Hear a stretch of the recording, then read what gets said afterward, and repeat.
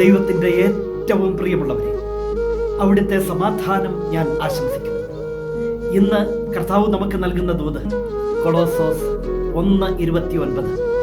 ഈ ലക്ഷ്യം പ്രാപിക്കുന്നതിന് വേണ്ടി അത്രേ അവൻ എന്നിൽ ശക്തിയായി ഉണർത്തുന്ന ശക്തി കൊണ്ട് കഠിനമായി അധ്വാനിക്കുന്നത്. കഠിനമായ ഒരു അധ്വാനം എല്ലാത്തിൻ്റെയും പിന്നിൽ ഉണ്ട്. അത് ആ ലക്ഷ്യം പ്രാപിക്കാനാണ്. എന്നാൽ കഠിനമായി അങ്ങനെ അധ്വാനിക്കാനുള്ള ഒരു ശക്തി, ആ ശക്തി എൻ്റെ കർത്താവ് തരുന്നതാ. നമ്മുടെ കർത്താവ് നമുക്ക് നൽകുന്നതാ. പല ലക്ഷ്യങ്ങളും നമുക്കില്ലേ? ആ ലക്ഷ്യങ്ങൾക്ക് വേണ്ടി നമ്മൾ കഠിനമായി അധ്വാനിക്കാറില്ലേ? അതിനുള്ള ശക്തി ആരാ തരുന്നത്?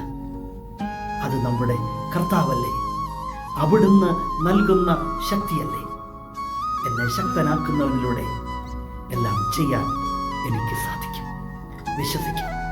കരുണാമയനായ ദൈവം നമ്മെ എല്ലാവരെയും സമൃദ്ധിയായി അനുഗ്രഹിക്കട്ടെ.